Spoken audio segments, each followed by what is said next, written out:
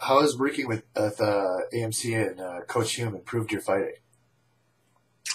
It has definitely taken my fighting to a new level. Coach Hume has just the knowledge he has of the sport is unbelievable, and he's a tough guy. He used to fight himself. You see some coaches out there who are pretty good coaches, but who never actually fought in MMA. And that's kind of the amazing thing when if you ever come out to AMC in Kirkland, every once in a while you'll see Matt Hume get in there and spar with some of the fighters, and you'll have world-class level fighters out there, and Coach Hume is just making them look stupid. He beats the crap out of everybody, regardless of who they are or how many time world champion they are. So he's just on another level than anybody else I've ever seen. So I'm very fortunate that I'm able to work with him, and looking forward to continue working with him to see how far I can take my game. Yeah, we're glad that you've been able to take your game as far as you have.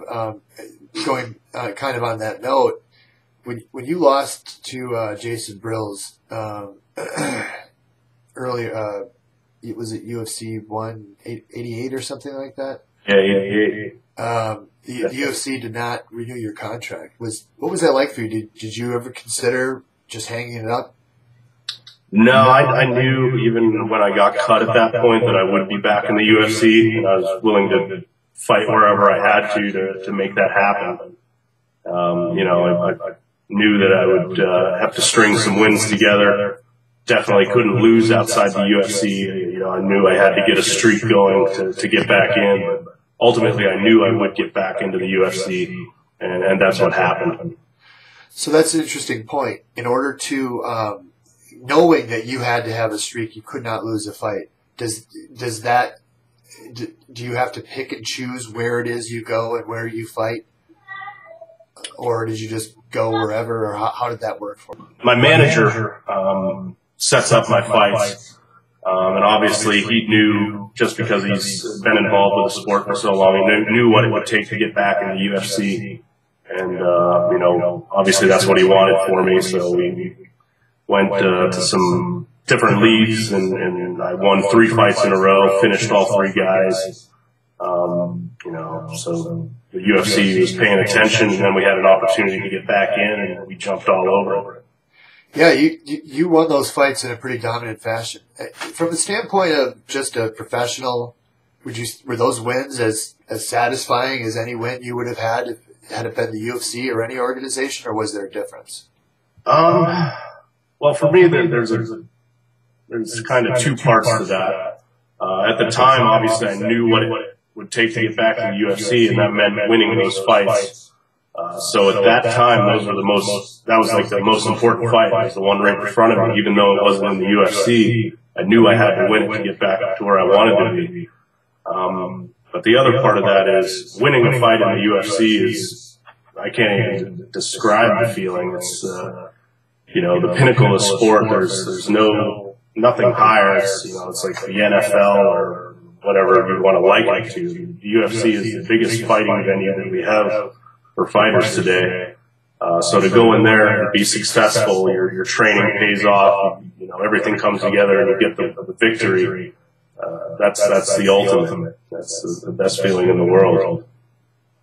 Wow, I bet. Now, how long would you have, let's say that you didn't get into the UFC after those 3 fights, would you have kept going on indefinitely, or would there have been a stop point? I think the stop point for me would have been when I couldn't fight anymore. When my body wore out, because at that time that was my goal. I got to get back to the UFC, and I'm going to do whatever it takes to get back in there. So if I had to fight 50 fights to get back in, I would be knocking out a couple fights a week and trying to get back in there. Well, you know what? I think that's a quality that is something that I think a lot of people see in you, and that's what they like about you. But what would you say though is the best quality that you have, which makes you an elite MMA athlete? I think it probably is that drive. see something in front of me that I want, I'm going to do what it takes to get there.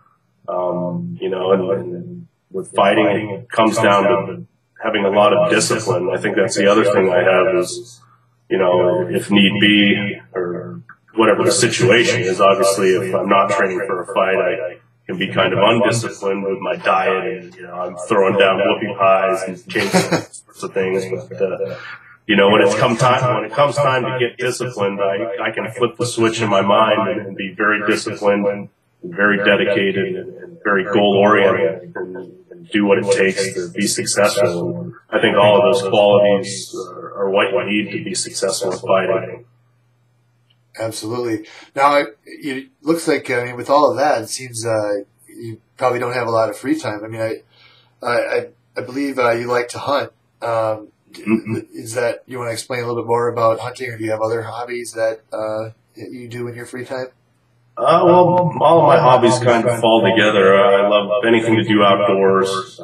It happens to be hunting season now, so I'm spending a lot of time hunting. I'm able to hunt now because I'm not training. I was a little upset this last fight because the training camp took over most of hunting season, so I missed out on going to my ranch in Colorado, and so I had to make some sacrifices there. But, my biggest hobbies are hunting and fishing, and I have a ton of guns. I love shooting. So all of my interests are kind of connected. But, that's what I do with my free time when I have it. I think there's probably deer in 3 states who are happy that your fight went as long or took as much of your time as it did. Yeah, there's a lot of animals still running around alive because of Phil Davis. Now, speaking of the next fight, what are you taking back to the drawing board in terms of your next fight? And do you feel that your next fight is a do or die situation? Well, you know, honestly I do. I feel like there's a lot riding on this next fight, and for a lot of different reasons. Like I said earlier, I came into this last fight very confident. I felt I had done everything right. I put in the right time training. I was in great shape. Technically, I knew what I needed to do, and then I lost. So yeah, I got to figure out you know, what made that happen. If I did everything right, I still lost. You know, what do you do? Well, one thing you can do is train even harder, become even more disciplined. So that's what I'm going to do for this next fight. I'm going to take everything that I did right for this one, and I'm just going to bump it up a level. I'm going to go even harder. I'm going to, you know, get my diet on track even more. I'm going to, you know, spend more time at training camp. I'm going to learn more technique. You know, so even though I did everything right for this last one, I'm going to do it better this time. Yeah, it's interesting you bring up diet, and I think, you know, over the years people have seen a pretty consistent look in terms of your, you know, when you step out into the octagon or out for a fight, you're a pretty strong person all around. I think, but I think many fans, including myself, have often felt or have been saying that you would be a beast at middleweight. Have you ever considered dropping down to 185 and trying your hand at middleweight? You know, I've heard that a few times, and even, let me think, I think after my first loss in the UFC, that got batted around a little bit. You know, I haven't weighed 185 since I've been in high school. But yeah, you know, I've entertained the idea. I think you're right. If I could make the weight, I definitely think I would be pretty beastly. At middleweight, I think I would be a large 185 pounder. Yeah, I would consider it if everything came together right. I tell you what, that is something I want to see. I think that you would be phenomenal in a middleweight fight, and I agree. I think you would be pretty strong, and I think it would be tough for a lot of competition out there against you at the middleweight. Well, going back to something we talked about earlier, there's a lot of discussion about certain fighters being able to continue getting fighting contracts with the UFC, mostly because of their personalities. Do you think that the UFC places a heavier emphasis on personality over skill, or does that not play in at all?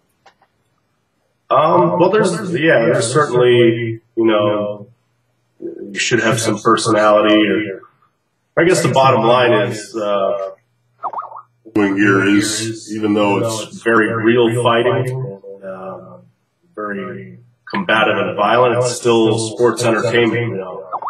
Tuning in to be entertained. If that means they want to see some people going crazy and being off the wall flamboyant, or they just want to see high level technical ability. I think there is a wide spectrum there. I don't think the UFC puts a higher value on one or the other, but I think if you want to be successful and have a career, be able to make a career of it, you have to have a great personality. People want to watch you, or you have to be a great fighter. Me personally, I'd rather fall into the great fighter category. I don't want people to, think that, that's just not my personality. I'm not going to talk smack or act like an idiot just to keep my job. I'm going to train hard, become a better fighter to keep my job. Yeah, I think that's one thing that, one thing I've liked about you as well is that, you don't seem to rely on, you don't fall into the negative trash talking, type that seems to be pretty prevalent now from a number of higher, high visibility fighters. So again, I think that's a good trait in yourself, and I think it's something people identify with. Well, Tim, I tell you what, I appreciate the time spent with the interview today, and I look forward, whatever weight you're fighting at coming up, light heavyweight or middleweight, I look forward to seeing it. And I know your fans, they need to get a hold of you. They definitely can see you at timboetsch.com, at Tim Boetsch on Twitter, and you're also your Facebook website. So thanks a lot for your time today. My pleasure. Thanks for talking to me.